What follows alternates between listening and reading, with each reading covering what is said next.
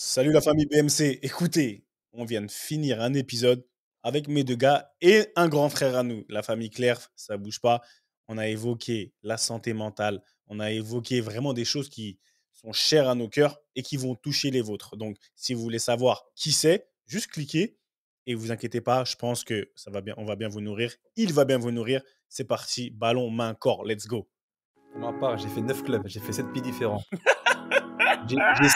J'ai signé 2 contrats le 31 août. Ça m'a rappelé mon premier banc contre le PSG avec Metz au parc. J'étais tellement content, j'étais fou. Alors mon coach, avant l'échauffement, je dis coach, je suis grave pas bien. Il m'a dit, c'est pas grave, tu restes sur le terrain, tu parleras moins, c'est tout.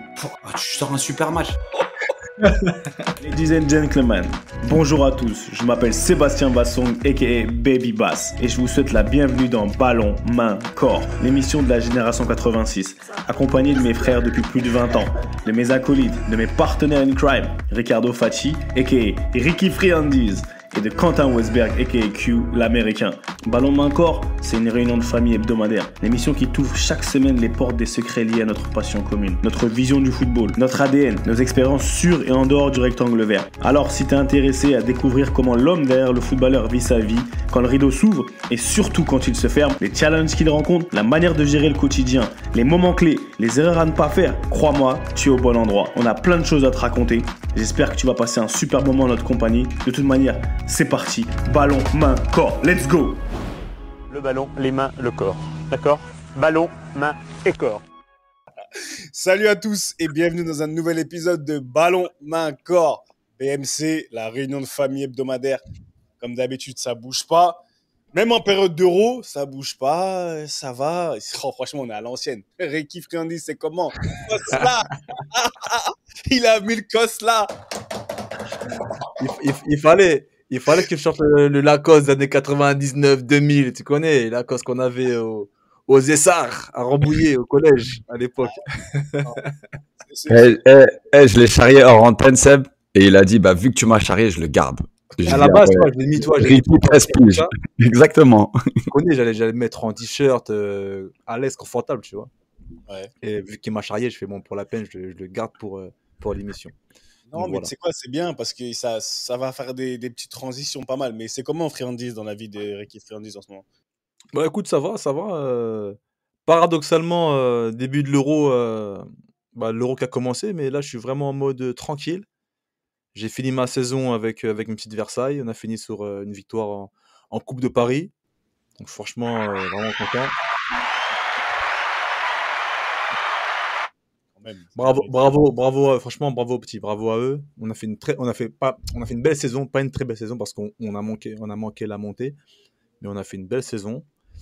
8e de finale de Gambardella, seconde place, Coupe de Paris, donc nickel. BEF, normalement, si tout va bien en poche. On avance tranquille et du coup, les médias, pour moi, c'est pas terminé parce que bon, j'ai quelques piges avec RMC encore qui me restent. Et sinon, tranquille, on va un peu profiter un peu des vacances avec les petits, sauf retournement de situation. Vous connaissez l'animal. Ouais, franchement, vas-y, c'est mieux. Ouais. Quand il y aura un retournement de situation, parce qu'il y aura un retournement de situation, dans la vie de Ricky, c'est toujours comme ça. Etiel, Etiel, on est là, content pour notre gars Ricky. Tu posais avec des petits qui ont signé en centre, c'est ça? Un Ouais. petit à Lorient et un petit à Toulouse, c'est ça? Il y a deux petits à nous là, qui ont signé en club, en structure, donc c'est bien. Hein. Tu vois, franchement, signer à 17-18 ans, c'est bien. Plus un qui devrait peut-être signer aussi au Racing, à Strasbourg.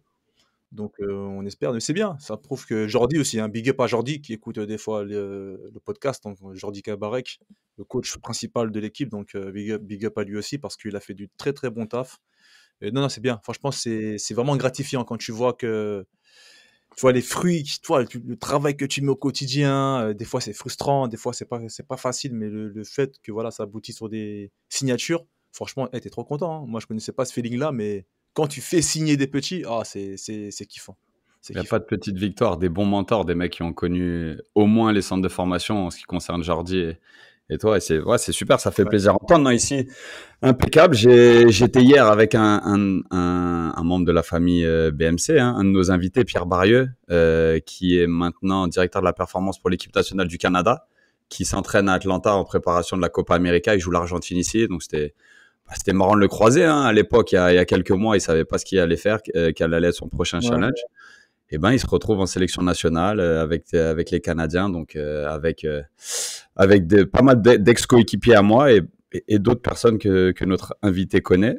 Mais ça, on va laisser un petit peu le temps. Et sinon, moi, la perspective de cette semaine, road trip, on joue Washington mercredi et Saint-Louis samedi. Donc en fait, on reste tout le long à Washington et on part la veille du match de Saint-Louis à Saint-Louis et on rentre à Atlanta que 5 jours après. Donc ça aussi, ça parlera à notre invité. Ce sont des choses qui sont marrantes au début. À la fin, c'est un peu long, mais top. Sinon, tout va bien. Il fait archi chaud. Il n'y a qu'à ton invité, il y a que à l'invité à toi que ça parle parce que tu sais la géographie américaine pour tous nos auditeurs. Quand tu dis Washington, Saint-Louis, les gens ils sont du père. En tout cas moi, il n'y a qu'à vous que ça parle. T'as parlé de ça comme après, nous, on pense que c'est, tu vois, à l'échelle un peu française ou européenne, c'est un petit déplacement, on revient le soir ou le lendemain. Eux, c'est des trips de 6 décalage horaire, 1 heure de différence, des fois 2, laisse tomber.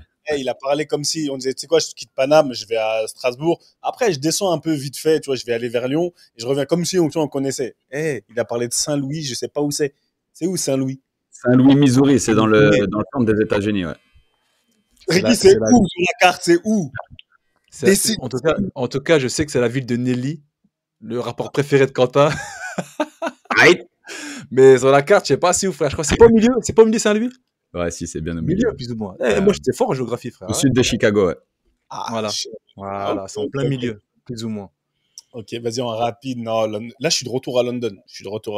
Attends. Le mec, il parle. Le mec, il est à Düsseldorf. Il est à Francfort. Le mec, il fait la CAN. Après, il fait de l'euro. Frérot, c'est quoi? C'est comment, toi? T'es africain? T'es européen? En fait, tu parles, toi.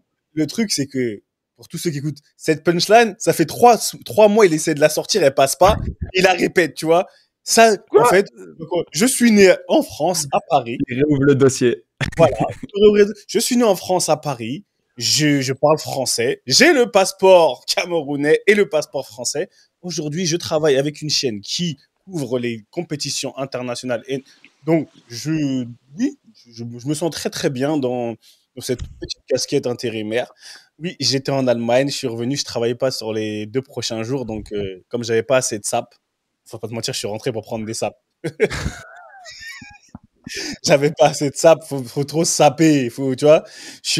J'avais 2 jours. Ah, là, tu vois le camère, là. Oui, il faut être là. Avec l'évolution de la compétition, on va avancer au niveau, tu vois, de la sapologie. Et donc, je suis rentré 2 jours. Et après, je repars en Allemagne pour continuer l'Euro. Donc, ça a bien commencé. Et j'aurais bien aimé, tu vois, parce que la dernière compétition où il y avait la France, j'étais avec notre invité à Doha.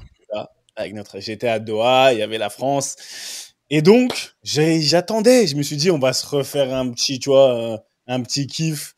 Cette fois-ci sur l'Euro, mais c'était pas le cas. Donc, c'est tout pour moi. Mais on est content d'avoir aujourd'hui notre invité, un grand frère à nous, qui est intervenu il y a un petit moment déjà dans BMC.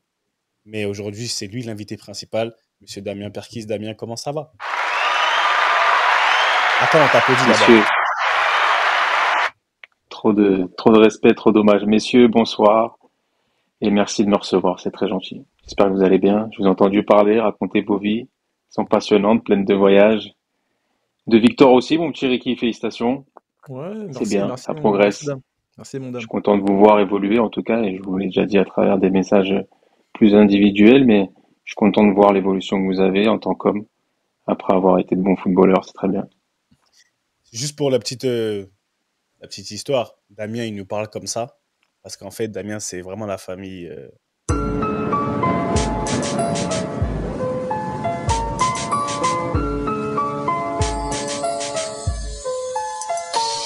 Tourné vers les bleus, chaque gosse rêve de ballon rond et d'être ballon d'or. Parmi les forts, aux talents hors normes, amoureux de sport, chaque jour ils cherchent la performance.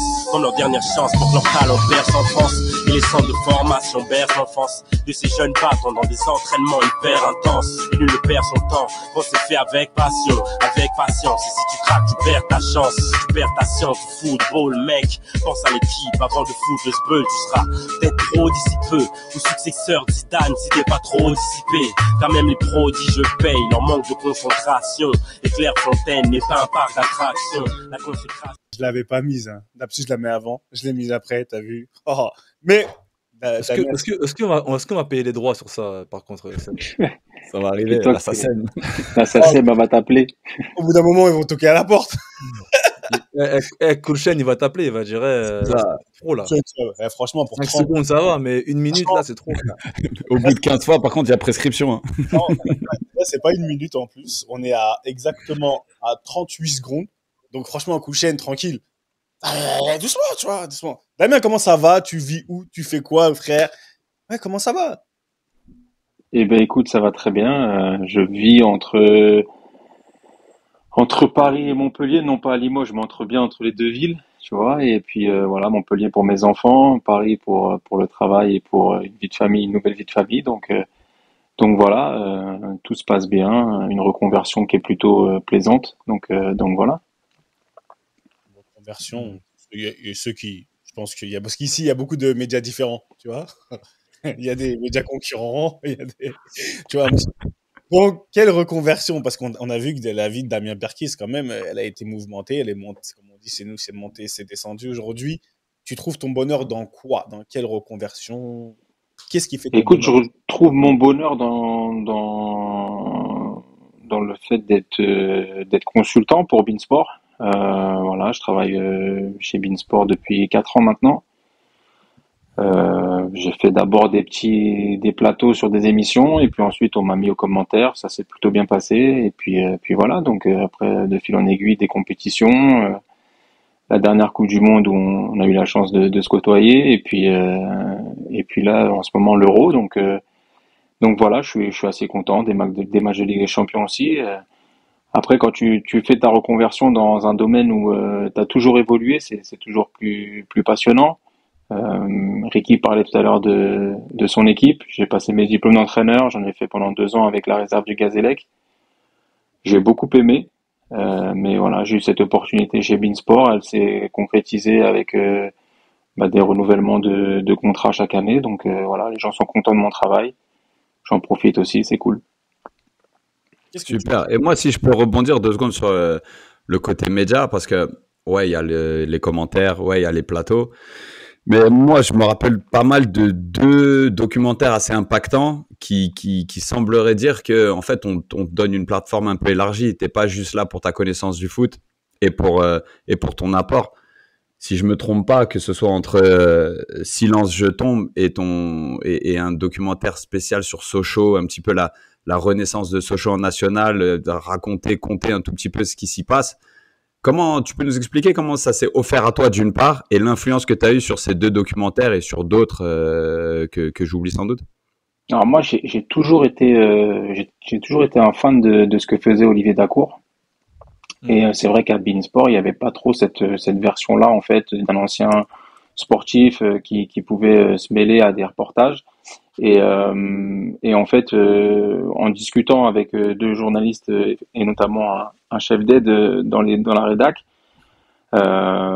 j'ai dit comme ça machinalement, vous savez quoi, vous avez qu'à faire un sujet sur l'après-carrière, sur ce qui se passe, mais aussi sur la dépression qui touche énormément de joueurs et dont beaucoup taisent en fait l'existence. Et puis on est parti sur ce premier reportage-là. Alors à la base, je devais être, tu vois, un peu celui qui comptait, qui narrait un petit peu le reportage. Et puis au final, comme moi, j'ai connu ce qui se passe vraiment dans ce reportage, c'est-à-dire une dépression et la toucher du fond. J'ai participé plus en tant que témoignant sur ce sujet-là, mais l'idée elle est venue de moi. Après on a construit ensemble le reportage avec les invités qu'il y avait aussi dedans. Et puis le deuxième, Sochaux, c'est vraiment plus parce que ça a été un moment difficile pour moi parce que c'est un club qui a énormément compté dans ma carrière. Et puis il y avait cette opportunité d'avoir les portes ouvertes, quoi, les accès de partout, quoi, que ce soit au niveau du président. Le coach, je le connaissais pas du tout, mais lui, exceptionnel, Oswald Tanchot. Et puis voilà, en gros, on m'a donné l'opportunité de le faire. Après, moi, je l'ai fait avec une conscience, je veux pas dire professionnelle parce que c'est pas mon métier, mais c'était plus vraiment l'amour et l'envie la passion de proposer quelque chose qui parle aux gens. Et voilà. Et d'ailleurs, c'est pour ça aussi on m'a laissé faire un autre reportage sur Kevin Gamero, euh, parce que voilà, c'était pour moi déjà ça fait sa dernière année au Racing, je le connais très très bien, mais c'est vraiment plus sur ça aussi que ça appuie Beansport, c'est aussi le fait de pouvoir ouvrir un portefeuille et de noms ou d'accès en tout cas dans les clubs qui permettent à la chaîne d'avoir des opportunités et des reportages souvent qui sont parfois refusés aussi par les gens parce que l'étiquette journaliste fait peur. Là, c'est plus un ancien sportif qui vient et un ancien joueur, souvent de la maison, ou un ami. Et finalement, le joueur, comme Kevin, par exemple, a pu me dire des choses qu'il ne dirait jamais à un journaliste. Bah, c'est ça, même dans ton premier documentaire, dans Silence je tombe, quand tu vois Patrick Guillou qui se livre à toi, hein, c'est fort, hein, c'est un truc de fou. Ouais, Je pense pas qu'il aurait dit à un média, on va dire lambda, à une personne lambda, mais le fait que ce soit toi, je pense, même Robert, hein, déjà aussi Robert Pires, hein, sur ce reportage-là, moi je fais pas les interviews mais on choisit un peu les noms ensemble et c'est John Ferreira qui fait les interviews. Ouais. John a un contact très proche aussi avec les joueurs, il a vraiment moins l'étiquette de journaliste auprès des anciens et des joueurs actuels. Et c'est vrai qu'ils ont eu une facilité à se livrer. Pat Guillou étant aussi de chez Beansport, il s'est senti dans il y avait un sentiment de confiance. Et après, Robert, c'est quelqu'un que moi je connais bien aussi et que John aussi connaît bien. Donc il y avait cette liberté d'expression. Et c'est le sujet aussi, tu vois, c'est ce silence sur le sujet au départ et qui est global, qui a fait que ils ont été plus loin. Et c'est eux qui sont vraiment allés se livrer et dire, bah non, mais faut en parler, quoi. Et d'ailleurs, quand on finit le reportage et qu'on le publie, on a une bonne presse, les gens, on est nommé on est nominé au micro d'or. Et quand on sort de ça, il y a Marcel Desailly qui dit mais pourquoi vous m'avez pas appelé? Mais au-delà de ça, il y a eu plein de noms de joueurs qui sont arrivés et qui ont dit mais pourquoi moi vous m'en avez pas parlé? Moi je l'ai déjà vécu ça aussi. Moi aussi j'ai touché le fond. Ouais, mais il faut faire Ah bah là c'était pour te dire la vérité, vraiment, c'est que quand on sort ce reportage-là, derrière on a l'idée d'en faire une mini-série pour plusieurs portraits en fait. Voilà, c'était de faire un reportage 4 joueurs et d'en faire plusieurs. Pour qu'on dise. Mais après, on s'est dit ça va être trop répétitif. Mais par contre, j'ai pas envie de faire le fanfaron ni rien, mais je pense qu'on a été les précurseurs sur ce dossier-là, puisque derrière, t'as Strong qui sort, et aujourd'hui, t'en as d'autres qui en parlent, des joueurs qui parlent, il y a des sportifs qui parlent, qui ouvrent beaucoup leur bouche sur ce sujet-là, parce que c'est plus le moment de le taire en fait. Tu vois, regarde, si on parle, on est sur le sujet, on est comme ça, on se balade, tu vois. Il y a plein de joueurs qui, après coup, qui sont venus vous dire mais pourquoi tu m'as pas appelé? Mais c'est souvent, je trouve que c'est récurrent je parle même dans la société où une fois que certaines personnes ont parlé, tu vois, les gens, les langues elles se délient. Là ils disent ah putain, là je peux, maintenant je peux parce que je suis pas le premier. Mais ce que je voulais poser comme question et surtout à toi, sans parler des autres parce que là tu es là, moi je l'ai vécu à mon niveau.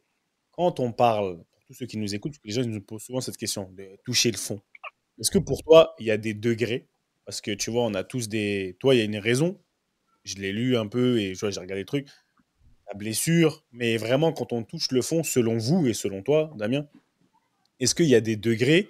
Parce que quand on parle de dépression, moi, dans mon métier aujourd'hui, qui est dans l'accompagnement, on m'a toujours dit Seb, attention, on n'utilise pas le mot dépression n'importe comment. Dépression, c'est quand on prend des médicaments ou sinon, dans mon corps de métier, on dit souvent tu fais preuve d'une très très grande tristesse qui t'amène à faire des choses. Est-ce que tu fais la différence entre les deux? Et toi, à quel niveau t'étais? Moi j'étais sous cacheton. Ouais, voilà, ok. Moi, on m'a mis sous cachet pour te dire demain, ta vie elle sera plus belle et en fin de compte, faire ce côté je cache ma douleur, mais via les médicaments, et c'est les médicaments qui me font penser que la vie est belle. Moi, c'est ça que j'ai vécu. Mais le problème, c'est que derrière, tu vomis parce que les dosages sont trop forts et tu perds des sensations dans ton corps intimes enfin, tu pensais pas pouvoir connaître un jour. Tu crois que tout le monde est gentil, mais en fin de compte, non, c'est un effet placebo. Tu dis, bah, non, c'est bon, j'ai rien, il m'arrive rien. Alors qu'en fait, si, pour moi, c'était comme si tu prends un anti-inflammatoire et que t'es blessé parce que tu veux jouer. Mhm. Tu vois? C'est un peu la même chose. Tu prends un médicament parce que tu es triste, parce que tu veux vivre. Ben là, c'était, en gros, oui, ça m'aidait, mais ça me disait pas la vérité de qui j'étais ou ce que je faisais. C'est pour ça que d'ailleurs, après, dans le reportage, on a fait intervenir Cécile Traverse, qui est une psychologue, mais qui est aussi spécialisée dans la préparation mentale dans le sport, et qui me dit très bien, euh, souvent, c'est juste discuter qui va pouvoir t'aider, et aussi, c'est discuter, mais être écouté. Et au final, quand on est écouté, eh ben, c'est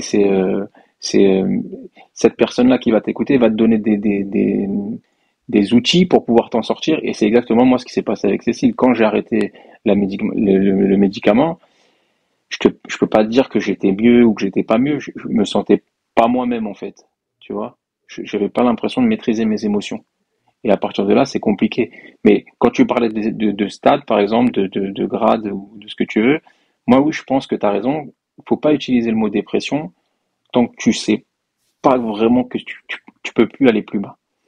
Être triste, c'est un premier stade. Le deuxième stade, c'est de se dire que tout va mal, que tu es nul, que tout le monde te tombe dessus, mais tu continues à vivre, tu sors avec tes potes, tu fais ce que tu veux.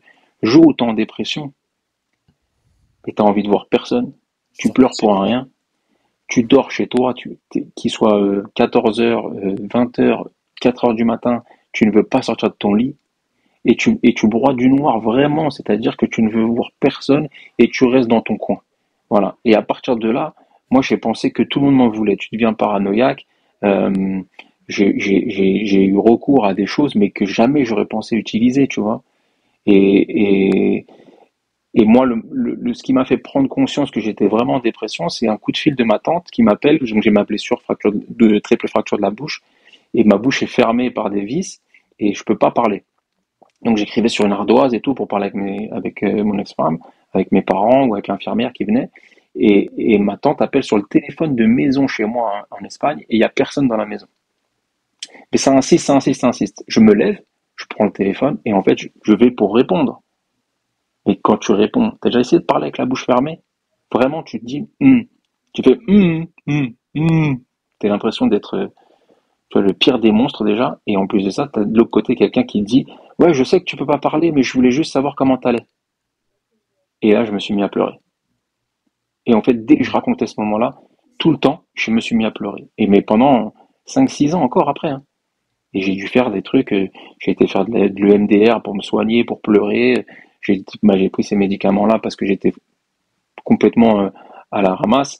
Et puis finalement, je m'en suis sorti en lisant des livres, en étant peut-être mieux et plus concentré sur moi-même, en reprenant le goût à des choses que que j'avais oubliées, tu vois, d'aller en vacances pendant Noël, au ski avec mes enfants, faire des trucs qui te ramènent à la vraie vie en fait, de plus être celui qu'on aide ou qu'on fait tout, que t'étais un peu un assisté ou que t'avais tout, on te faisait tout ce que tu voulais. Et ben là, c'était de retrouver quelque chose de basique en fait, et c'est ce qui m'a sauvé. Tu vois, par rapport à ça, il y a comment dire, l'épisode que tu racontes au téléphone, avec le téléphone. Après, on va pas faire un cours parce qu'on n'est pas là pour ça, on n'est pas là pour rentrer dans dans un truc comme ça. Mais tu penses que t'as su identifier tes déclencheurs? Est-ce que t'as su, Ah parce oui, que moi je l'ai su tout de suite à partir du moment où je pleurais en fait. Tu vois, dès qu'on me disait quelque chose, je pleurais. Dès que et en fait, je me sentais faible. Tu vois, j'avais perdu 12 kilos. Euh, je veux dire, je n'étais pas le plus maigrichon du football français. Donc, je me suis dit, putain, la vache, si je reviens et que je suis comme ça sur le terrain, je vais me faire bouger, tu vois. Et pendant 3 mois, tu touches pas un ballon. Et pendant 1 mois et demi, on te dit, tu peux pas jouer avec tes enfants parce que s'il y a un choc, ben, ça peut empêcher la fracture de se résorber. Et puis tu fais plus rien, en fait. Et à partir de là, moi, j'étais là, mes déclencheurs. Je me levais de mon lit, j'avais l'oreille interne touchée. Pendant 3 semaines, je me suis levé de mon lit, juste pour aller aux toilettes. Hein. Je perdais l'équilibre. parce que je faisais un malaise et que ça allait plus, tu vois. Et là, je me suis dit, ouais, c'est trop. Je sortais marcher 5 minutes, je transpirais. Je sortais 5 minutes, j'avais l'impression d'être un monstre, que tout le monde me regardait, parce que en Espagne, il sortait dans la presse un montage, une photomontage, donc avec mes yeux et tout, la vraie tête, ma vraie tête, mais juste au niveau de ma bouche, une photomontage avec tout mon dispositif, les vis, et les élastiques dans la bouche. Et là, je me suis dit, waouh, mais en fait, je suis un monstre. Et tu te dévalorises, et puis là, tu là-bas, ils sont comprends. à fond dans le C'est ça. sensationnel, hein, en Espagne. Je suis sorti de l'hôpital. Écoute bien cette histoire. Je sors de l'hôpital. J'ai fait 1 semaine d'hôpital. Donc, je fais 3 jours de soins intensifs. Je reste dans la chambre pendant 4 jours. Je sors de l'hôpital. Il y avait là la bande de journalistes dehors. Tu crois pas qu'il y a un con qui m'a posé une question pour savoir comment j'allais? Ah, c'est fou ça. J'avais la bouche fermée. Je sors sur une chaise comme ça, roulante, et poussé jusqu'à ma voiture. Et le mec, tout le monde sait que j'ai la bouche fermée, que je pourrais pas parler pendant 1 mois et demi. Je suis comme ça. Et le mec, il me pose la question, Damien, ça va? Alors, comment s'est passée l'opération? À quel moment, tu vois, dans la réflexion, tu te dis, waouh, c'est trop. Je sais qu'en Angleterre, C'était ils sont trop. pas mal niveau tabloïd, mais je pense qu'en Espagne aussi. En Espagne, en Angleterre, ils aiment bien tout ce qui est fantasque et tout. Tu vois, quand Seb il sortait en boîte et tout, il savait, tu vois. Mais là, Avec ses guns, l'Espagne, c'est vraiment sur les blessures. Ils font des conférences de presse de l'opération, tu vois, du chirurgien qui a opéré le joueur. C'était n'importe quoi. Enfin bref, c'était plus marquant. Mais du coup, Dame, en fait, moi, voilà, on avait entendu en substance, mais j'apprécie énormément le partage parce que ça va tout droit à nos auditeurs. Nous, on partage sans filtre et c'est un truc. Est-ce que tu t'es mis la pression parce que tu as été sportif de haut niveau tout ce temps et que justement, parce que quand tu dis je transpire au bout de 5 minutes, il y a énormément de gens qui nous écoutent qui transpirent ou qui sont essoufflés quand ils montent les escaliers, tu vois. mais ce que je veux te dire, c'est que est-ce que tu as fait face à des blessures avant? Cette blessure-là, c'est cette blessure particulièrement ou c'était le fait d'être complètement immobilisé, d'une part, de deux, que ce soit parce que fondamentalement, ta blessure, t'allais te remettre plus vite qu'un croisé ou qu'un tendon d'Achille, non? Alors, ouais, mais c'était plus, bon, si je remets le contexte, je prends un coup de tête, donc dans la mâchoire, je dégage le ballon et le mec il arrive avec l'arrière de son crâne et meurtre la tête. Et en fait, je tombe KO, je perds connaissance et je me réveille à l'hôpital. D'accord? Donc déjà, c'est ce côté-là où tu te réveilles. Et moi, la première chose que j'ai dit, c'est je ne sais pas où je suis. J'ai des fils partout, mais vraiment partout. J'avais un collier, j'étais comme ça, je voyais plus rien. Et je me dis, où sont mes enfants? C'est la première chose que je me suis dit. Où sont mes enfants? Est-ce que j'ai eu un accident de voiture? Je savais pas du tout. Et là, je vois la grosse tête du doc qui arrive au-dessus de moi comme ça.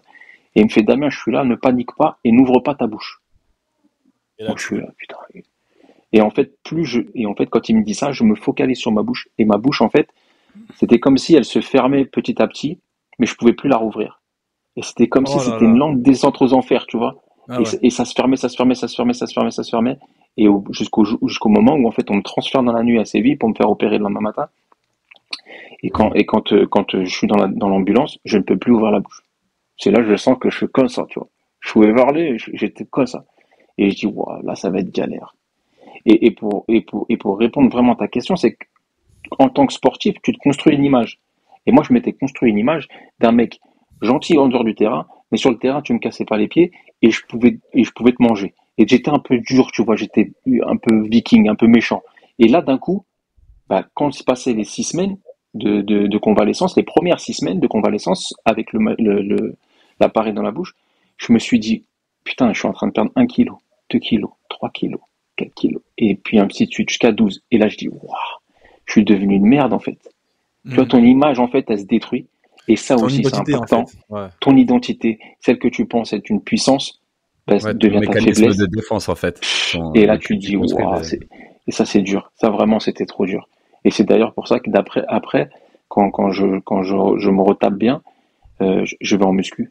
Je suis en muscu tous les jours. Tous les jours, j'ai mangé de la muscu, tous les jours. Et je me disais, c'est pas en mangeant que je vais récupérer mon poids, c'est en allant à la muscu. Et d'ailleurs, après, j'attape un poids de forme qui est plus logique. Je faisais 84 avant l'accident, je faisais 82 après. Mais j'étais mieux, tu vois. En termes de musculature, moins de graisse, et j'étais bien. Donc ça a été un effet bénéfique aussi, mais sur le coup, ça a été destructeur. Et tu vois, c'est marrant que tu dis ça, non, mais parce que on en avait parlé une fois de cette cape, parce qu'en tant qu'on a notre personne et on a le personnage qu'on construit pour exister dans le monde du football ou dans le sport de haut niveau. Et toi, en fait, si j'ai bien compris, c'est que ouais, ton personnage là, au bout d'un moment, là, contraint et forcé que de le mettre au placard. Et est-ce que ça a vraiment joué sur ton côté tu as dit, ouais, je suis une merde, en gros, je sais plus qui je suis. Est-ce que t'as réussi en gros à te perdre entre qui t'étais en dehors et le poids du personnage, tu vois, du footballeur viking, Polska, tu vois ce que je veux Ouais, dire? c'est ça. Mais c'est exactement ça. C'est tu perds ton identité et tu te dis, mais est-ce que ça va revenir déjà? Parce que et puis il y avait aussi ce côté, je me suis réveillé à l'hôpital, putain, j'ai failli mourir sur un terrain de foot. Tu vois, ce truc-là. Mais attends, je suis pas payé pour mourir sur le terrain. Alors que ça arrive une fois t'en as tous les 300 matchs, un truc comme ça. Tu vois? Mais ça m'est arrivé à moi. Et tu te dis, waouh, putain, c'est chaud quand même et tout. Et au final, bah, tu te bats contre cette faiblesse et contre ces pensées négatives. Et c'est ça aussi qui est dommageable après à ton esprit. Parce que lui, il croit ses pensées négatives. Malheureusement, t'arrives plus, t'as plus la force pour te faire comprendre que bah non, c'est faux et que tu vas revenir et que t'es solide et c'est aussi ça qui m'a fait, je pense, partir dans cette dépression et ce mal-être. Hmm. C'est vrai que c'est pas une blessure anodine, hein. Et en plus, comme tu as dit, c'est tout un requestionnement de soi, en fait. Mais moi, ce que je veux savoir, c'est comment tu as pu remonter ça, parce que comment tu l'exprimes, comment tu le décris, on se dit, mais ça y est, c'est mort, en fait. Mais là, on te voit, tu es revenu, tu vis. Je parle seulement du côté sportif, hein, je parle pas des à côté. Je parle vraiment du côté purement sportif. Comment tu as fait pour retrouver un peu ce nouvel élan. Et comme tu l'as dit juste avant, tu as retrouvé un poids de forme qui était même mieux qu'avant la blessure. Donc, c'était quoi en fait tes clés? En fait, quand je me blesse juste après, donc le coach c'était Pepe Mel, il se fait virer et c'est Garrido qui arrive. Garrido parlait français, il me chope et il me dit écoute, moi j'ai envie que tu joues, retape-toi bien, ça va aller et tout ça. Malheureusement, j'enchaîne 2 blessures de merde et parce que forcément physiquement ça tenait Oui, plus des blessures trop. de reprise, quoi. Voilà. Et c'est Calderon qui reprend l'équipe parce que Garrido fait même pas, je crois même pas un mois et demi, je crois. Et Calderon arrive et moi c'est à ce moment-là où je reviens sur les terrains et on a la Coupe d'Europe et on fait l'Europa League. On s'était qualifié pour le 16e de finale et on va à Kazan. Non, on reçoit le Rubin Kazan. On reçoit le Rubin Kazan et Calderon me dit tu vas jouer. Je lui dis mais coach, j'ai pas de match, j'ai rien. Il m'a dit bah justement c'est pas la priorité, on n'est pas bien en championnat. Moi j'y perds rien, c'est à te mettre là, vas-y. Et en fait je fais 90 minutes, je suis plein de crampes et tout, mais j'ai l'impression que je retrouve un truc en moi, tu vois, une volonté de me battre et d'être combatif. Et en fait je pense que ce moteur de la Coupe d'Europe a fait que j'ai retrouvé des jambes, a fait que j'ai retrouvé aussi de l'allant. Bon, derrière, on est relégué avec le Betis, mais on va jusqu'en huitième, où on fait l'Euro Derby, le premier derby européen avec Ouais. le FC Séville. On va gagner à Pizjuán, c'était une chose qui était très rare pour le Betis. À l'aller, on va gagner 2-0, et au retour, et ça m'avait mis un coup de bambou. Il y avait Carlos Bacca et Kevin Gamero devant, donc 2 mobilettes, ballon en profondeur, et je commence à cavaler Bacca, et là ça pète. Mon isco il pète. Et là je me suis dit, oh, ça y est, c'est parti. Ah C'est ouais. fini, je suis mort. C'est cuit. C'est cuit. Et en fait, non, parce que Calderon est arrivé, il m'a dit, écoute, prends le temps, tu reviendras quand tu reviendras. Derrière le club descend, me montre, après, parce que j'avais une clause dans mon contrat qui faisait pas baisser mon salaire, donc il montre un intérêt pour me dire, tu prolonges et on te donne une année supplémentaire, tu vois, donc avec le bras, j'étais deuxième capitaine. Je me suis dit, bon, il y a une marque de confiance. Ça m'a fait du bien aussi, ça, tu vois, le fait d'être accompagné par le club. Après, ça se passe un peu moins bien avec le coach qui était en place. Et c'est là où je pars aux États-Unis. Et les États-Unis, je pars aux États-Unis. La première raison que j'ai dit, il n'y a pas de descente, il n'y a pas de montée. Le seul objectif, c'est les playoffs. Et la presse, ils s'en battent les couilles du foot. Voilà ce que je me suis dit. Tu voulais kiffer en fait. Je voulais kiffer ma life. Et c'était ça en fait. C'est pour ça que je suis parti aux États-Unis. Et c'est ce qui peut-être me donne encore plus envie de finir ma carrière correctement. Et c'est vrai, hein, ça a été mes premières pensées. Il n'y a pas de montée, il n'y a pas de descente, on doit juste reach the playoff. J'ai dit, ouais, c'est bon, reaching playoff, c'est facile, tu vois, on peut le faire, on a une bonne équipe et tout. Et derrière, il y a pas la presse, s'en battent les couilles. Ouais, ils s'en foutent du foot, il n'y a pas un mec qui va te mettre un taquet parce que t'es nul. Non, c'est pas qu'ils s'en foutent du foot, Dame. Je pense que Non, c'est mais parce que c'est pas voilà, qu'ils s'en foutent du foot, mais c'est sont pas une plus presse, ouverts c'est pas par une rapport à ce presse, genre de choses. c'est pas une presse méchante, tu vois. Ouais, Donc voilà, ouais, voilà. tu peux te déchirer, tu le verras pas dans l'équipe tu le verras pas dans l'équipe de là-bas, on s'en fout, c'est pas le problème. Ouais. Et donc ça m'a fait du bien aussi de partir et de couper avec, avec toute la, toute la rigueur que je m'étais imposée depuis le début de ma carrière. Voilà. Quand même, t'as fait. Non pas que j'étais pas rigoureux, hein, parce que Q parlait des voyages, moi je les ai savourés les voyages, je te le dis. Ah, les T'as per repris, t'as diem, kiffé en fait. Hein. les 2 jours à New York, quand tu partais la veille, et que tu repartais le surlendemain, je peux te dire que j'en ai profité. Hein. Benoît Chéreau, on est parti faire des Starbucks en plein Manhattan. Je peux te dire que c'était sympa. À Times Square. Et pas que des Starbucks, hein, j'imagine. Hein. Non, parce que le soir, il y avait d'autres choses à faire. Et c'était Ah, sympa. On allait manger, on a été. Enfin, moi, j'étais avec une bonne bande de joyeux lurons aussi, mais sans excès. Mais tu vois, quand tu vas manger Ah ouais, la avec découverte, Benoît la bonne ou découverte. avec Sébastien Jovinko, des fois il y avait Josie qui se greffait aussi au groupe. Franchement, notre petite triplette là, elle était bien sympa, on a bien rigolé. tu vois, t'es passé. Et c'est bien. T'as quitté la France, une longue carrière en France. On va revenir un peu sur Clairefontaine, tu vois, pour la question favorite de Quentin, je vais te laisser aller là-dessus. Mais tu me fais rire parce que t'es parti aux States. Attends, franchement, Bon, au Canada quand même. pardon, jouer en Ouais, MLS, ok, en Amérique, allez, en ouais, Amérique. c'est bon. Il est parti jouer dans le championnat de MLS. On va pas dire le championnat américain. Ok, le championnat américain. Et tu parles français, tu parles espagnol, tu parles bien espagnol, tu parles bien anglais Ouais, je le aussi. parlais couramment. Ouais. Good, better than last week's. I think that this weekend. Ah, mon anglais, it was tough at the beginning. You will be able to play. Yeah, I trained today with the team and I feel great. And I think I need rhythm, but for this game, Il a dit le rythme. On IR with the injury. Ouais, c'est le début, Bien c'est pour enfoiré, ça. c'est bien sur les Mais t'as dossiers. remarqué quand même que dans l'accent, j'essaye de faire croire que je parle anglais de ouf. De ouf. Ça, c'est une certitude. Je peux te dire qu'avec Benoît Chéroux, les premières conférences de presse qu'on a fait, qu'est-ce qu'on a rigolé parce qu'on s'est mis dans la gueule notre niveau d'anglais qui est, moi, qui était à un niveau scolaire, on va dire jusqu'en seconde, et qui m'a servi quand même parce que il faut pas le nier, mais c'était très marrant. Il a dit I need rythme. C'est pour ça que j'ai arrêté. Il a dit I need. C'est une version pas famous de I Wake Up the Ball, hein. Franchement. Bien sûr, attends. C'est tout, c'est juste parce que je m'appelle pas Nabil Fekir. Hein. Ricky, il jubile avec son Nigérian. Il jubile. Non, je dis rien, mais je suis content. En fait, je suis pas le plus naze, en fait. Hein. Ouais, j'ai fait des progrès quand même, Ricky. Bah oui, c'est un longtemps, ça Je te rassure. ça a plus de 7 Je te ans. rassure. Ça, c'était il y a 9 ans, je crois. Il y a 9 ans. Exactement, il y a 9 ans. Mais retour au début de carrière. Début de carrière, là où on s'est connus. Là où on s'est connus parce qu'il faut quand même, c'est le fil rouge, tu vois, c'est la famille Claire. Voilà, tu commences où? On est parti un peu partout. Tu commences où à Paris et comment tu arrives à Clairefontaine? Alors moi, je suis né à Troyes, donc je commence, je joue au club de Troyes de la ville dès l'âge de 5 ans. À 11 ans, je pars à Lens faire un essai avec Bakary Sagna parce qu'on est repéré sur un tournoi.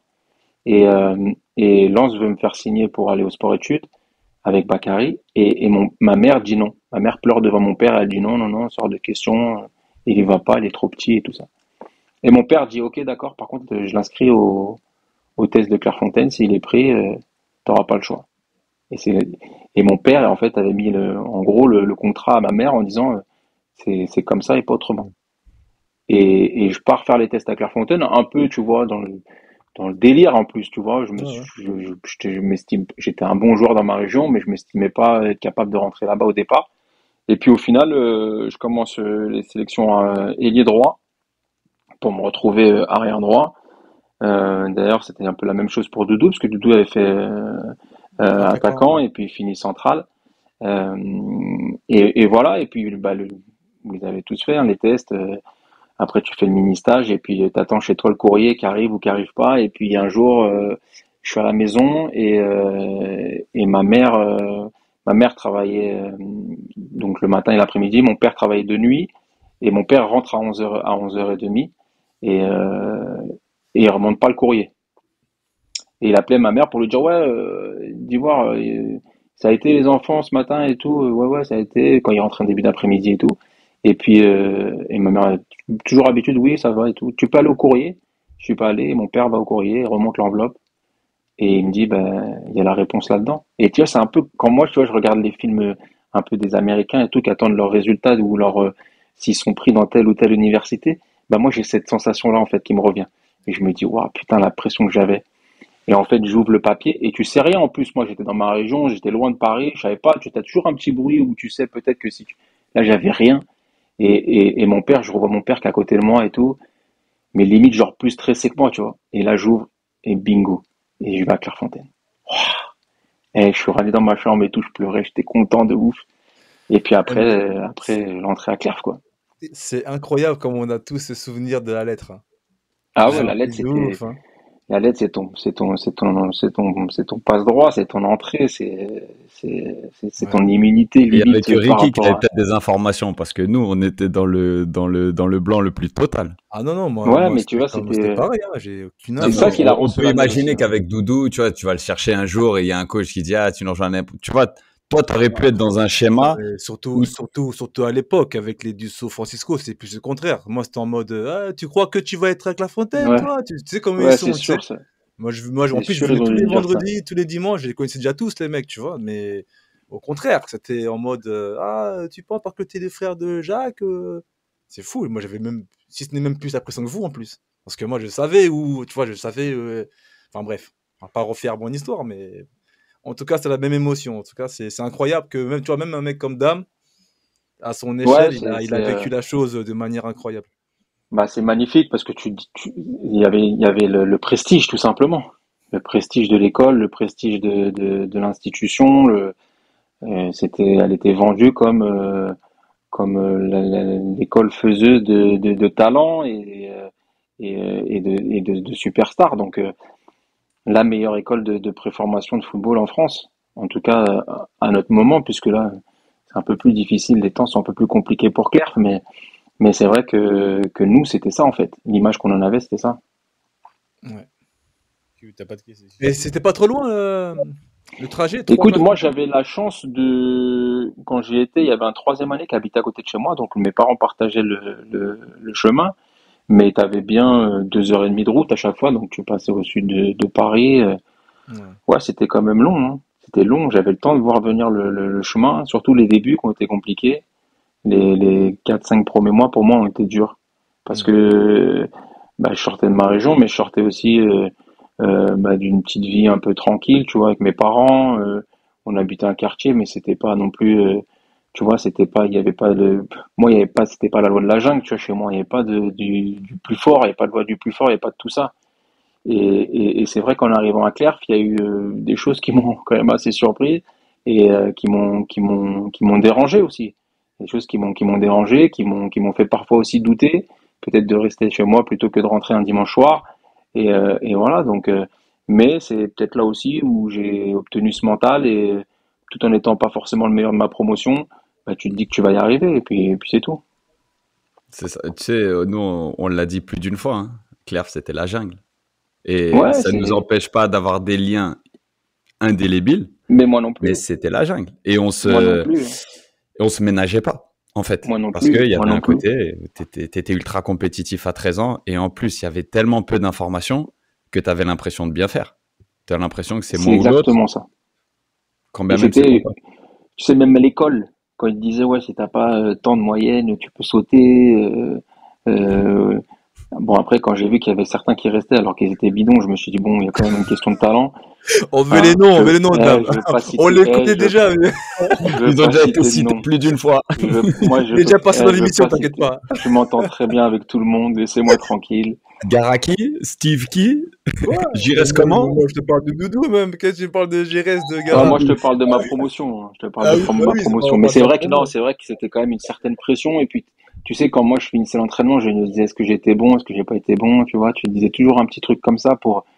C'était ouais, je vivais avec une pression parce que tu te sens, t'as un complexe de légitimité au départ.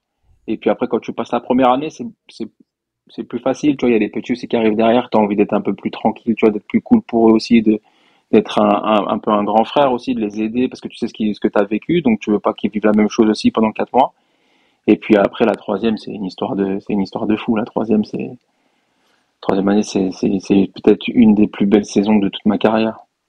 Ah, Même ça, si j'ai pas joué les playoffs et que j'en veux à Francisco, mais c'était cool. tu n'en veux? Pourquoi si c'est dit? Jusqu'aujourd'hui? Bah, je lui en veux, oui et non, parce que j'avais quand même joué pas mal de matchs avec, on alternait souvent avec Jean Calvé, au poste d'arrière droit. On avait joué pas mal de matchs et puis les derniers matchs, ouais, il avait pas choisi de me mettre, mais c'est pas grave. C'est comme ça. Moi, j'ai fait ma carrière, ça m'a pas empêché de.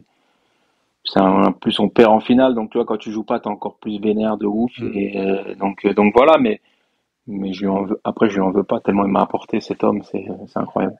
Mais tu vois, toi, tu as fait un petit peu le chemin inverse, à savoir, tu t'es exilé en préfaux et t'es revenu à la maison en formation. Et au final, on n'en a jamais parlé, mais d'une part, tu as eu d'autres choix. Est-ce que à aucun moment tu t'es posé la question? Et surtout, la fameuse question, combien t'as amené Clerf avec toi dans la suite? C'est-à-dire, jusqu'où et comment ça t'a impacté? Parce que si on est là tous ensemble, Salut la famille c'est qu'on est BMC. tous Écoutez, estampillés, on vient de tatoués, finir tu un peux épisode employer les termes que avec tu veux, mes mais deux Clerf, gars c'est en et nous, un c'est dans grand notre frère à ADN. nous, la famille Donc tu Clerf, nous ça expliques un bouge tout pas. petit peu ton On parcours a post-Clerf, évoqué la quand, santé mentale. pour la On plupart a d'entre évoqué nous, vraiment on des part choses de qui notre région sont parisienne chères à nos cœurs et en qui vont restant en toucher région les parisienne à vôtres. Clerf Donc, et on va si tous vous dans voulez des centres de savoir formation. qui c'est, Toi, tu juste nous expliques cliquez ton parcours un et petit vous peu. inquiétez C'est pas, même je pas pense que ça atypique va bien, parce on va bien que vous en tant nourrir. que père Il de va bien famille, vous on l'a nourrir. beaucoup dit sur C'est le, parti, ballon, c'est main, sans doute corps, toi qui let's a eu go. raison, enfin, qui a été mis dans un environnement où, bah, finalement, tu étais entouré. C'est exactement ça en fait. Moi, le truc qui s'est passé, c'est que quand je suis à Clerf la troisième année, donc déjà, au début au milieu de la deuxième année, je dois signer au PSG. Je le fais pas. Parce que mon agent de l'époque me dit non, t'inquiète, il va y avoir d'autres trucs et tout, on attend un peu. Et en troisième année, j'ai l'opportunité de partir avec Mourad à Bologne. Ça se fait pas. Et c'est Alain Perrin qui vient, parce qu'il passait le BEPF à l'époque. Alain Perrin, et moi j'ai la chance que mon club où j'ai grandi ait monté les échelons au fur et à mesure des années, et que quand moi je finis Clerf, mon club de naissance est en première division. C'est une chance, tu vois. Ouais. Et c'est Alain Perrin qui vient, qui demande à Monsieur Dussault d'aller me chercher dans ma chambre. Donc je suis dans ma chambre et c'est Baptiste Ibrahimouli qui était mon collègue qui me dit Dame, il y a Monsieur Dussault, il t'attend en bas et tout. Il avait pas l'air content, tu vois. Donc tu sais, quand il me dit ça, je dis ouais, ça y est, c'est bon, j'ai fait une connerie. Et j'arrive en bas à Alain Perrin. Et Alain Perrin, il me dit t'as 10 minutes, on va discuter et tout. Et on part dans Clairefontaine et on fait le tour de Claire. Mais quand je te dis on a fait le tour, la grande plaine, on est parti, puis bah, on est revenu, descendu Platine et on est remonté. On a dû marcher pendant 45 minutes, 1 heure. Et là, il m'explique. Déjà avec les pros déjà à la paire, c'est ça, hein? Ouais, comme c'était entraîneur de lui trois. l'entraîneur de l'équipe Ouais. première. En fait, Coach lui, les avait pris, ils étaient en CFA2 à l'époque. Donc, si on met sur aujourd'hui, ils étaient en N3 et il les a fait monter en Ligue. D'accord? Et moi, tu vois. ouais, voilà. Et moi, quand il me convoque, je me dis, ouais, putain, c'est chaud quand même, c'est le coach de la Ligue première, j'étais ramasseur de balles, je lui donnais des ballons quand même, hein. Et je dis, ouais, c'est chaud quand même et tout, un père et tout. Et on part et il m'explique son projet. Et il me dit, écoute, moi, j'ai entendu te dire que tu devais partir là, là, là, là. Voilà ce qu'on va te proposer. On n'a pas de centre de formation, donc on peut pas te proposer de contrat espoir. Par contre, on va te faire un contrat homologué par la LFP qui sera aux conditions des espoirs et tu vas revenir chez nous et on va mettre en place. En gros, j'étais un produit en fait. Il m'a fait comprendre, tu seras un produit exclu, formé à 3, début, t'es né à 3 et tout. On va faire de toi quelque chose. Je dis ok, d'accord. Franchise player. Voilà. Et derrière, je dis, bah, ok, d'accord. Par contre, quand je rentre, je veux m'entraîner avec la réserve. Je veux pas aller avec les jeunes, je veux aller avec la réserve. Ok, d'accord. Donc, je vais avec la réserve. Et l'entraîneur des 17 nationaux me convoque et me dit, c'était Daniel Zorzetto, moustache et tout, un peu dur, tu vois. Et il me dit, Damien, t'auras pas grand chose à faire avec moi. Tu vas aller faire toute la saison avec la réserve. Mais je joue en 17 NAS. Hein. Donc moi, je fais la saison en 17 NAS la première année, ça se passe bien. Et en fait, à la fin de l'année, je finis tous les matchs de la CFA avec eux. Tous les matchs de la CFA, je les fais avec eux. Donc moi, je me dis, voilà, il y a un truc, il y a quelque chose qui se met en place pour moi. Ils me mettent dans les meilleures conditions. Ils m'ont laissé rentrer au centre de formation alors que j'avais mes parents qui habitaient à 15 minutes. J'avais demandé une chambre et tout pour être vraiment dans le truc. Comme j'étais parti à Claire, tu comprends que tu as vécu dans un groupe, tu veux rester dans un groupe. J'étais dans la meute et je me sentais bien. Et derrière, ça a été premier banc de touche et ça a été très vite en fait. Et j'avais eu le droit à... J'ai été mis dans les meilleures conditions. Pour moi, c'est le meilleur choix que j'ai pu faire en fait dans ma carrière. C'est le meilleur choix que j'ai fait. Dans toute ma carrière, c'est le meilleur choix que j'ai fait. Top. Et avec le recul, parce que pour avoir vécu plus ou moins ce même parcours, moi, mais n'étant pas local, nous, on te voyait et on se disait, la chance, le mec, il peut choisir de rentrer chez lui ou pas, il est chez lui. Avec le recul, combien ça t'a aidé, ça, tu vois, Mais tu sais que je rentrais pas chez moi, en fait. Je rentrais, franchement, même ma mère, elle m'a dit, ouais, on dirait que t'es encore à Claire. Ma mère m'avait dit ça. Je rentrais pas chez moi. Je ne voulais pas rentrer. 10 minutes de voiture quand même. Donc, il y a un côté à pas être chez toi ou être dans ta chambre et pas voir tes parents et être à 250 km de chez tes parents. Quand même, non, ça a eu vraiment zéro impact. Franchement, j'avais l'impression, mes parents, je les voyais pas plus que ça. Mon père, il travaillait, ma mère, elle travaillait. Mes parents, je les voyais pas plus que ça. Hein. Si je les voyais, c'était après les matchs. Mais sinon, j'allais à l'entraînement, je mangeais au self, on faisait pas la queue, on allait manger des frites.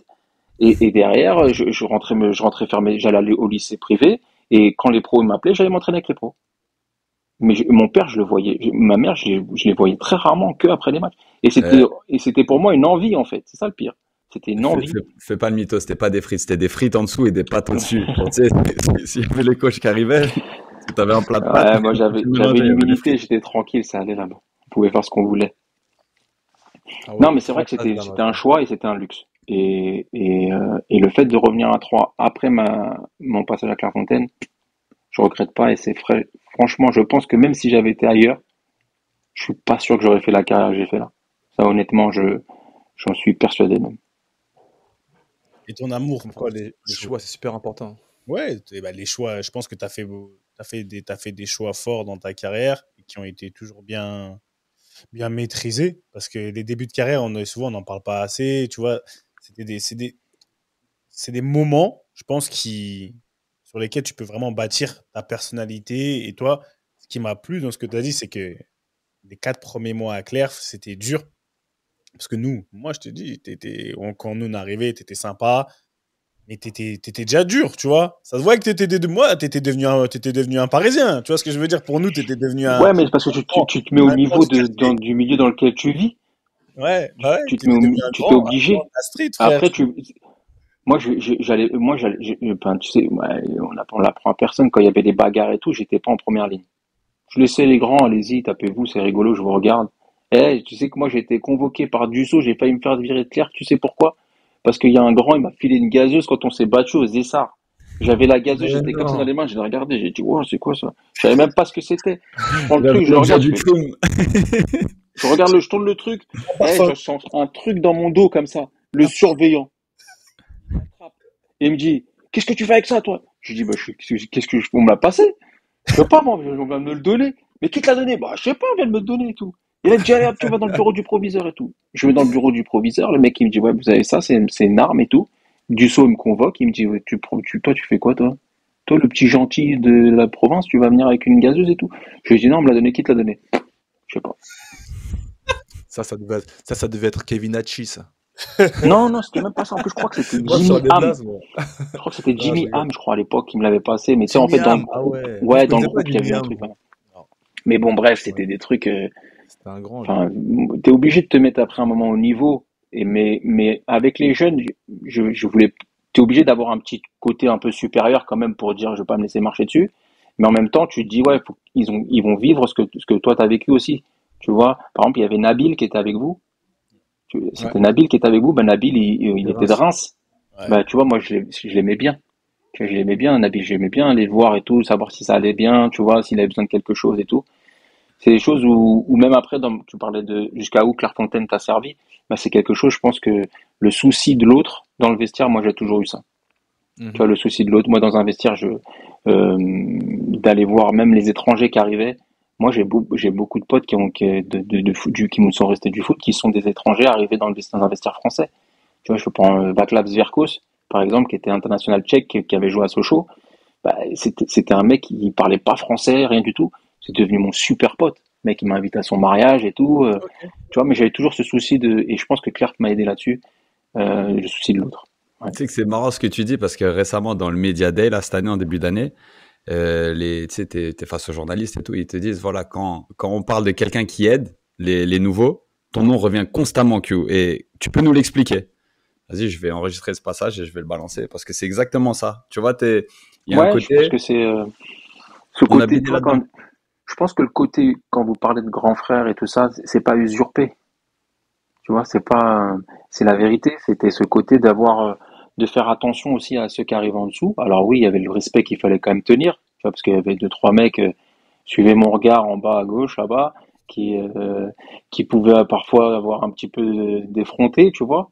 Mais t'avais toujours ce souci de savoir s'ils allaient bien quand même. Et ça, pour moi, c'était important parce que je te dis, moi, j'ai vécu les 4 premiers mois, de septembre à décembre, mon arrivée, ça a été compliqué.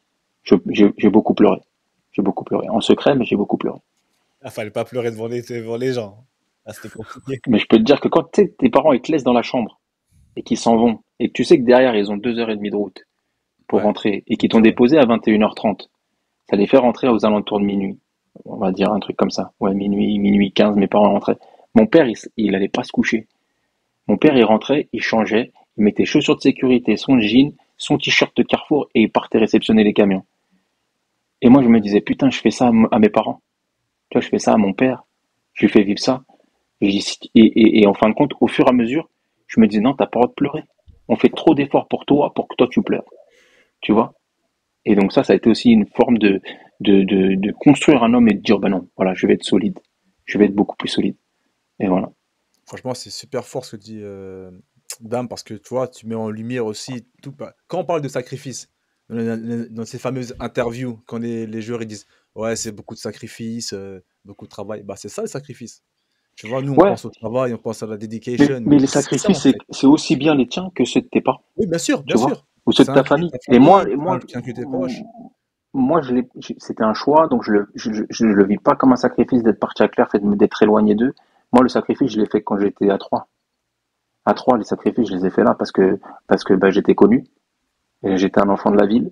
Je pouvais pas sortir, je pouvais pas aller en soirée, je pouvais pas aller, je pouvais rien faire sans que mon père il le sache. Ça, c'est la première chose. Je pouvais rien faire sans que mon père il le sache. La seule fois où je suis sorti, je suis revenu assis sur le guidon de Dominique Mendy, mon capitaine en moins de 17. On est revenu d'une soirée. Et il y a un mec à 4h30 du matin, il allait livrer le pain. À 6h, mon père, il savait que j'étais dehors. T'imagines? Donc je Ouais, pouvais de rien ouf. faire. Moi, les sacrifices, je les ai fait là. La première boîte de nuit que j'ai fait, je l'ai fait quand on est monté avec les stacks. Mon père, il m'a dit, mais qu'est-ce que tu fais derrière le bar et tout? J'étais champagne comme ça et tout. Ouais, ouais, ouais. Il m'a dit, mais qu'est-ce que tu fais? Mais qu'est-ce que tu fais? Vas-y, sors de là et tout. Tellement ça le choquait de savoir que j'étais là, quoi, tu vois. Ouais, tu vois, Et c'est Q, pour là, ça que c'est moi, les le. sacrifices, je les fais plus là.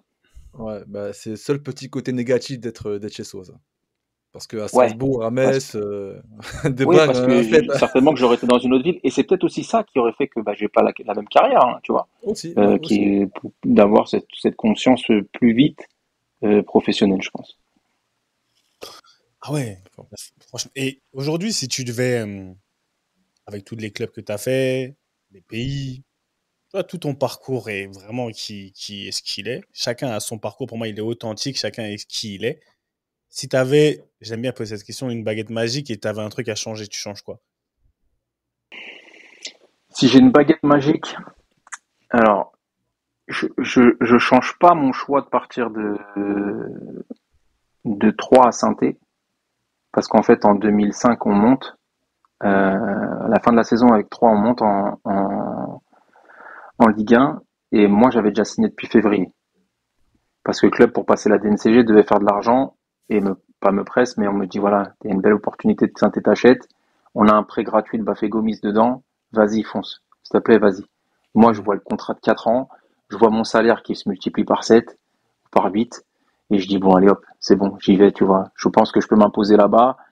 J'étais couillu, tu vois. Je me suis dit bon, allez, je vais le tenter. On monte et je demande au club de Saint-Étienne comment ça va se passer. Et là, on me dit t'es 3. T'es 3 dans les centraux, pas de problème, ok, je suis 3. Et là, je vois qu'ils font revenir Alaïdine Yaya. Ça fait 4. Et je dis, bon, attends, un truc, tu vois. Et il y a un cinquième qui arrive Benalouane qui arrive des jeunes. Du centre. Ouais. Ouais. Et là, je dis, bon, il y a un truc qui va se passer. Je vais voir les Beaux. Je dis, vous voulez pas me reprêter à 3 et tout. Jean-Marc Furlan attendait que je revienne. Ça se fait pas. Il me dit, non, on a la coupe Intertoto. Si on se qualifie en Europe, tu peux pas le faire. On peut pas te laisser partir. Ok. Et derrière, en fait, bah, j'ai vu que j'allais pas beaucoup jouer parce que Elipop était très 11 type et le mardi, Ouais. tu savais déjà que ça allait pas jouer. Elipop, c'est Et 16 enfin, joueurs, lui. Hein. voilà. Et du coup, bah, j'ai fait ce que tous les branleurs font, tu vois. C'est-à-dire que bah, j'avais une belle voiture. J'avais même 2 belles voitures alors qu'elles me servaient à rien. J'avais mon pote qui était au chômage, qui est venu chez moi pendant 1 an. S'il est pas là, je mange pas, tu vois. C'est lui qui me faisait à manger. L'après-midi, il sortait. Il allait faire le tour des bars à Saint-Étienne. Il m'appelait je me réveillais de la sieste. T'es où? Bah, je suis là. Attends, je rentre à la maison. Il revenait avec des copains et des copines. On faisait des soirées à la maison. Et puis, en finale, on sortait en ville. Et puis, bah, j'ai fait une saison de merde, tu vois. Donc, si j'ai vraiment ce côté à changer, c'est ça. C'est cette transition 3 Saint-Étienne et la première année que je fais à Saint-Étienne, parce que c'était n'importe quoi. Franchement, j'ai fait des trucs, mais il y a des trucs qui sont inavouables, mais il y a des choses que jamais j'aurais inconscient en fait. Inconscient, j'ai pris la voiture sous de Saint-Étienne à Lyon, enfin de Lyon à Saint-Étienne pour rentrer à l'entraînement et faire mon décrassage, mais j'avançais même pas. Tu vois, des trucs qui sont et qu'aujourd'hui je me dis waouh, j'avais l'impression qu'il y avait une soupape qui avait lâché, tu vois, aussi par rapport à tout ce que je m'étais mis depuis 13 ans dans le corps. C'était comme un sort de sas de décompression un peu. Ouais, voilà. Et je me suis dit, bon, écoute, regarde, tu vas pas jouer. Même si tu étais le meilleur, tu joueras pas. Alors, vas-y, c'est bon. Et hop, zou. C'est moi, Elibop, je l'avais même pas eu au téléphone. Et c'était Omar Da Fonseca qui m'avait fait signer avec Cayazzo. Et je me suis dit, bon, vas-y, laisse tomber. Je veux pas jouer. Le mec, il me convoque dans son bureau. Il me dit, par contre, tu vas plus jouer. Tu vas plus être dans le groupe. Je dis, ah bon, pourquoi et tout? Il me dit, bah, parce que tant que tu me feras du Laurent Blanc, moi, je veux du Yapstam. Je suis, putain, bah, c'est pas moi. Dans le texte. Ouais, je te jure, c'était ça. J'avais tenté un petit pont à l'entraînement dans la surface de réparation. Je l'avais mis en plus. Hein. Il passe mon petit pont dans la surface de réparation. Je fais une bonne relance derrière. À la fin de l'entraînement, il m'attrape. Il me dit, tu seras pas dans le groupe ce week-end. Je lui dis, bah pourquoi? Parce que moi, je veux du Abstam, je veux pas du Laurent Blanc. Donc arrête tes fioritures et tes petits ponts et compagnie. C'est fini. C'est clair. C'est clair, ça. Ok, j'ai compris. J'ai compris. Ah, c'est à cause de Kossi, ça. C'est Kossi, ça. Il m'a dit ça. Le soir même, j'étais en soirée. Ah ouais, tu te vas-y. Le soir même, j'étais en soirée et j'étais rempli. Et j'étais rempli. Tu vois. Et c'est là où, en fait, moi, je me dis que bah, la maturité, j'avais pas ça. Je n'avais pas encore cette maturité. J'étais tellement dans un cocon à 3 que quand tu arrivais tout seul à Saint-Étienne, bah, tu vrilles, quoi. Et ça, je regrette. Ça, c'est la baguette magique que j'aimerais avoir, elle est là. Après, tu en fais des mauvais choix, bien sûr. Je pourrais te citer aussi le fait d'être parti aux États-Unis et de pas avoir été assez patient avec le Betis, tu vois, pour prendre un bon salaire en Liga quand on est remonté, tu vois. Je pourrais te dire des choses comme ça si tu vois le côté financier. Mais là, vraiment, le côté sportif, celui-là, je regrette pas d'avoir joué à Saint-Étienne, mais je regrette d'être parti trop tôt de 3. Okay. Franchement, ouais, ça me parle. Aujourd'hui, allez, ton plus beau souvenir footballistique, le plus beau, et le meilleur joueur avec qui tu as joué. Le plus beau souvenir de ma carrière, je pense que, tu vois, j'en parle avec ma femme, c'est l'apogée, tu vois. L'apogée d'une carrière, pour moi, c'est le moment où tu te dis, bah, j'irai jamais plus haut. Et ce que je fais là, c'est juste magnifique parce que j'emmène des émotions avec moi et j'emmène des gens dans ces émotions-là. Et donc je pense que le match d'ouverture à l'Euro 2012 face à la Grèce, le deuxième match face à la Russie parce qu'il y avait un contexte. Mais ouais, l'Euro 2012, c'est mon plus beau souvenir, même si on n'a pas de bons résultats. Tu vois, j'avais fait mes matchs, j'étais content personnellement, moins collectivement, mais tout ce que ça avait amené humainement derrière moi. Bah ça a été magnifique, tu vois, ma grand-mère, tu vois, c'était ma reine. Bah ça c'est, tu vois, c'est des trucs que tu les as toute ta vie après. Tu es obligé de les garder et ça pour moi c'est l'apogée d'une carrière. Est-ce que tu es meilleur en polonais que Ludo Braniak? Non, Ludo était bon. Après il a fait semblant parfois aussi. Mais c'est une langue qui était très compliquée. Donc moi, quand j'obtiens la naturalisation, En amont, je prends 20 heures express de langue, mais j'ai vite compris que ça allait me servir à rien. Le jour où le mot que j'ai retenu, c'était le mot bâtiment, donc Boudenek. Et je me suis dit, ce mot-là va me servir à quoi dans le football quand je vais aller là-bas? Tu vois? À quel moment je vais le sortir? Et je me suis dit, ouais, ça va être compliqué. Ça va être compliqué. Donc là, j'ai appelé quelqu'un qui m'a expliqué les mots du foot, tu vois. Et ça a été beaucoup plus facile. Après c'est toujours pareil. La sélection, c'était particulier. C'était particulier, mais quand même. Ouais, l'euro, quoi. Au final, l'euro. Non, mais attends, Oui, ça a j'ai été fait l'euro. parce Mais vous avez été super mal accueillis par le gouvernement, bah, par des membres du voilà. gouvernement qui vous les ont locaux, traité de. Ludo a ouvert une porte et a été. Parce que Ludo, offensivement, il participait énormément, donc il marquait des buts, et il y avait beaucoup d'anciens. Et les anciens l'ont pris un peu sous leur aile, et il a été cajolé un petit peu par ces anciens-là. Donc ça a été plutôt pas mal. Après, c'est vrai qu'avec la nouvelle génération qui arrivait, Lewandowski, Blaszczykowski, Piszczek, c'était un peu plus compliqué pour lui. Mais c'est les anciens, quand je te dis les anciens, je te parle d'Arthur Boruc, tu vois, par exemple, qui était Gardien de but. une personne en or, un gardien de but, mais qui était une personne en or, ou Marcin Wasilewski, tu vois, qui était pareil, qui était quelqu'un de très très gentil. Ces gens-là nous ont bien accueillis. Ceux qui l'ont un peu mal pris pour moi dans la sélection, c'est cette nouvelle génération montante qui nous voyait arriver et prendre des places, en fait. Tu vois, tu venais prendre la place de quelqu'un. Et ça, c'était compliqué. Et au niveau du gouvernement, je t'en parle même pas. Moi, j'étais au tribunal avec un mec qui avait dit que j'étais une ordure française qui n'avait pas réussi dans son pays. Eh, c'est chaud quand même. Je sais pas, il m'a pas traité de fils de mais il m'a quand même dit que j'étais une ordure. Et ma grand-mère qui pétait un plomb. Mais derrière, ma grand-mère, quand je lui raconte ça, elle me dit, ouais, il se prend pour qui celui-là et tout. Moi, attends, je vais porter plainte aussi contre lui et tout. Puis au final, on gagne le procès, et ma grand-mère, je lui dis, qu'est-ce que tu veux faire de l'argent? Et c'est elle qui décide. Et elle avait donné une association de réfugiés, tu vois. Mais c'est des choses, quand tu arrives là-bas, ça t'impacte. Mais tu te dis, bon, il n'y a qu'une vérité, c'est le terrain, c'est le football qui va parler. Et en fait, mes sélections et mes prestations ont permis que assez vite, ça s'est estompé, on m'a laissé tranquille. Oh, franchement, non, monsieur Perkis, sincèrement, oh là là, regarde, tu les as, même El Professeur, tu sais, Quentin, c'est El Professeur. Il est là, il bouge bée, il dit pas grand-chose, il est là, il boit tes paroles. On croirait pas comme ça, hein. On croirait pas comme ça pour tous ceux qui te regardent à Bein Sport, et là, tu parles gentiment aujourd'hui. Non, mais après, c'est ce que je disais, une carrière de footballeur, c'est tellement riche, qu'importe. On a tous des trajectoires différentes, on a tous des carrières différentes, mais on a ce côté, si t'es passionné vraiment, t'as des histoires à raconter. Quand je te dis passionné, c'est pas que par le ballon, en fait. C'est par la vie sociale qui se tisse autour de ce ballon, en fait. C'est ça qui est ouf. C'est quand tu as 13 ans et que tu rentres dans un centre de préformation, que tu connais personne, et on a 13 piges. Tu vois, c'est comme si moi, là, aujourd'hui, j'avais laissé mon fils là-bas. Mais dans quelle conscience de parents, tu vois, dans quelle conscience de parents c'est possible? Mais en fait, quand tu t'aimes trop le foot et que tes parents, ils en ont conscience, c'est magnifique. Et ça, c'est les premiers sacrifices qui ont été faits. Et c'est les premiers sacrifices que j'ai toujours loués, tu vois. C'est grâce à eux.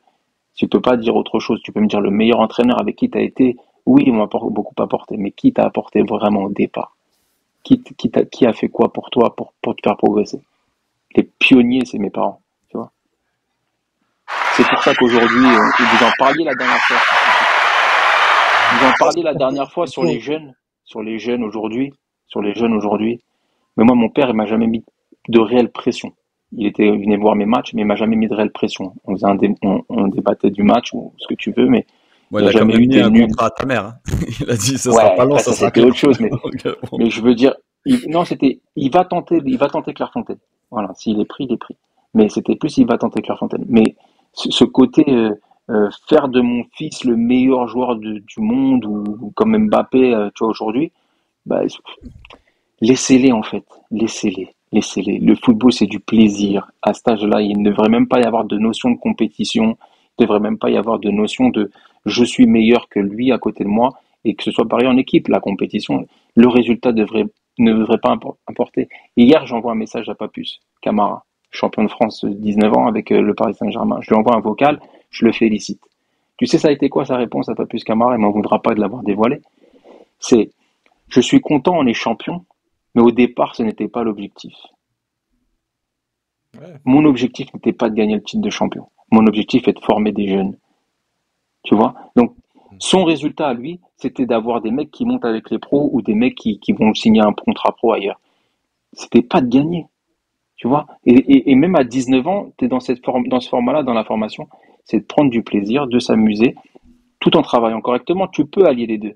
Mais c'est surtout d'éviter de mettre une pression négative à ces enfants qui, au final, tu vas gâcher un talent pour moi en faisant ça. Tu peux gâcher des talents et c'est aujourd'hui, tu vois, je pense, ce qui m'a servi aussi, c'est que mon père, même s'il était derrière moi, un jour, il a pris un coup de pression, on lui a dit, laisse Damien tranquille, ne viens pas le voir.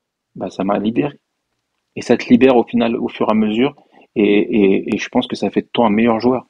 Donc aujourd'hui, c'est ça. Si j'ai un message à laisser aux parents, c'est OK, accompagnez-les dans leur passion, mais ne leur mettez pas la pression. Et voilà, en plus, c'est bien, ça rime, et franchement, bon. Monsieur Perkins, Ouais, tu connais mon côté, ouais, tu connais mon côté artiste. artiste, t'es là, t'es bohème. Ce côté bohème, un petit peu, t'as capté, il est là, il fait de la prose quand il commente et tout. Tu l'entends? Ah, il a un bon français, Damien, quand il commente, hein. Oh là là, c'est délié, c'est posé, oh, vraiment, comme il dirait qui, straight to the point. Tu vois, tu vois, c'est direct. Straight to the point. Exact. Nickel chrome. Nickel chrome. Ouais, ça fait quoi? Bon, allez, ça fait quoi ce week-end, friandises? Tu racontes quoi ce week-end? Ça fait quoi? Bah là, il y a la France qui va jouer. La France qui va jouer. Ouais, il y a la France qui va jouer, donc on va vite se mettre devant la télé, tranquillement. Et non, franchement, là, c'est en attente. Enfin, là, c'est vraiment, on laisse couler le mois de juin tranquillement, un peu de temps avec les enfants. Et franchement, ce week-end, j'ai rien de prévu, hein. J'ai une canne à jouer dans mon quartier à Épinay. J'ai en profité pour jouer avec mes potes. Tu joues avec le Sénégal, le Cap-Vert, tu joues avec qui? Là, j'ai non, Sénégal. Tu parles de moi, mais franchement, non, mais c'est pour faire un petit clin d'œil à ma ville d'Épinay. C'est là, on va jouer. Il y a Doudou qui va jouer d'ailleurs en plus aussi. Donc non, sympa. Là, on profite comme je vous disais au début, on profite un peu de ces jours un peu off pour tranquille, et puis après on. Oui. Non, attends, excuse-moi. Non, elle peut venir. Oui, elle peut venir. Non. Madame Lemoine. Elle est contente, elle a mis son maillot de France. Madame Lemoine. Pour le match. Ça veut dire cassez-vous là. Il y a le match là. On va mater le match. Ça veut dire ça. Ça veut dire voilà. Elle est là. Ça veut dire faut aller regarder le match, les gars. Il y a un match. Mais grave. C'est bon là, on va le laisser. Même nous on y va là. On libère. On va tous regarder le match. T'as vu, je te parlais de pression, elle est là la pression. Théma. Ah ouais. Il manque le numéro 10 par contre, Vanessa. Ouais. Oui, c'est vrai. Elle est là sur le maillot de l'Algérie, c'est pour ça. Ouais. Attends, t'as vu, il faut savoir. Algérie, France, on sait plus maintenant. Ah, même c'est comme toi, Seb. Tu choisis pas entre ton papa et ta maman, hein. C'est comme ça. C'est vrai. En tout cas, Seb, entre la CAN et l'Euro, il a pas choisi. Il a fait les deux, lui. C'est salopard. Il est partout, cet homme. Non, comme moi. Comme elle, comme vous tous. Ah, bah elle aussi, du coup, oui. Tu parles de moi, mais ici, pas que moi. Hein. C'est juste pour parler plus de foot, c'est tout. Hein. Merci. Ouais, j'avoue. Bon, ATL, ça dit quoi ce week-end? ATL, ça dit quoi après on libère? ATL, nous, sur la route. Moi, je vous laisse. Hein. Je voulais juste savoir, tu veux un poké super protéiné ou pas? Tu veux m'afficher, toi? 82, 83 ou 84 kilos? Ouais, c'est bon. Ouais, c'est bon. Ça dit quoi, ATL, ce week-end? Ah oui, tu pars en... ATL, ouais, on est sur la route. Moi, la famille en France, ils n'étaient pas revenus depuis 1 an et demi. Donc là, ils sont super contents. Mais moi, du coup, j'ai pas mal de temps libre et tu vois, I can relate de ce que disait Damien et tout. J'en profite grave pour se faire grave des lectures. J'ai regardé tout le tournoi U12, la Liga des promesses, là. Incroyable. J'ai pris énormément de plaisir. Tu sais, il y avait un tournoi 7 contre 7. C'est quoi? Non, c'est même pas Villarreal. L'Atlético a gagné au final. Mais voilà, je donne grave du temps au foot. Je fais un push perso, tu vois. Là, quand t'as grave ton temps, déjà qu'on est dans le grind, mais là, c'est un niveau supérieur. Mais sinon, non, tranquille, on appréhende un road trip avec grand plaisir. Je kiffe avec vous, les gars. Damien, un grand merci à toi. Franchement, c'était un régal. Plaisir partagé. Voilà. Dans tous les cas, moi, ça va aller vite. Ce week-end, là, je vais en faire du plateau. Après, on repart en Allemagne. On va couvrir quelques matchs et l'Euro, ça continue. Et c'est bien pendant les compétitions internationales. C'est là où je suis un peu plus actif sur les réseaux. Il y a du contenu sur les réseaux, c'est pas mal. Alors, on s'y met un petit peu. On essaie de faire un peu comme Ricky, tu vois. On essaie d'attirer un peu. On prend, parce que tu sais, les gens ils m'envoient des DM pour me parler de toi, hein, quand même. Bon. Ah ouais? Ah, bien sûr. Ricardo, c'est là. Je dis, vous savez, Ricardo, il a son compte. Il est bien. On en reparlera. Non, on en reparlera, t'inquiète pas. Grand. Ils sourachent les deux là. Je vais devoir faire le médiateur bientôt. Je sens il y a un conflit latent là. Oh, au calme. Non, il n'y a rien, mon frère. Il n'y a rien. T'inquiète, on est ensemble. Il n'y a rien. Mais grand shout-out, grande force à Issa et Louis, notre CM. Merci pour la force, merci pour le travail effectué. Ça fait plaisir. Vous savez très bien, on fait rien tout seul, on est ensemble. Et encore une fois, grand merci notre Polonais de Clairefontaine. Hein. Merci aux grands frères. Merci Dan, merci beaucoup. C'était vraiment un grand plaisir. Avec plaisir. Merci. Avec plaisir, les gars. Merci. Franchement, continuez. C'est très bien ce que vous faites. C'est très inspirant aussi pour en avoir parlé avec Jacques la dernière fois. C'est très inspirant pour les générations à venir qui comprennent aussi que c'est pas donné à tout le monde de pouvoir faire le métier de footballeur. Ça aussi, c'est une notion qui est importante. C'est bien de vivre ses rêves. C'est compliqué d'en vivre. Donc voilà, c'est d'abord vivre ses rêves et prendre le football comme un plaisir et une passion pour avant d'en faire son métier. Mais c'est bien en tout cas ce que vous faites. Moi, je salue vraiment vos messages et vous êtes inspirant pour cette nouvelle génération et vous gagnez encore à être vu et entendu. Merci beaucoup. Et tu sais merci beaucoup, sincèrement. Et tu sais, Damien, dans tous les cas, tu sais, quand tu es rentré, je sais pas, à Clerf, toi, tu mettais des fois des seaux d'eau, tu vois, en hiver, pour pas que le bus y parte et tout. Je sais, tu faisais pas que le bus y monte, ouais. Le bus y monte et tout. Mais si M. Raviot t'avait attrapé, il t'aurait dit, Monsieur Perkis, basket par cas, allez hop, vous tournez autour du bâtiment. Oui, bien sûr. Et oui, merci beaucoup. Tu sais que. Ah, il m'a niqué ma conclusion. Voilà, je savais. Ah, mais t'en t'es prévenu. Mais toi, tu parles, toi. Tu niques ma conclusion. Là, tu dois regarder le match d'équipe de France, tu vas te faire tirer par ta femme. Vas-y, je vais me faire allumer en plus. Tu vas dormir sur le canapé. D'accord? Monsieur Raviot, pour ça, tu tournes autour du bâtiment. Merci beaucoup. À la semaine prochaine. Ballon main corps, on est ensemble. Il y a l'équipe de France, on est en famille. De toute façon, allez, à bientôt. Q. One love. Bon, comme toutes les bonnes choses ont une fin, la réunion de famille hebdomadaire, elle est terminée.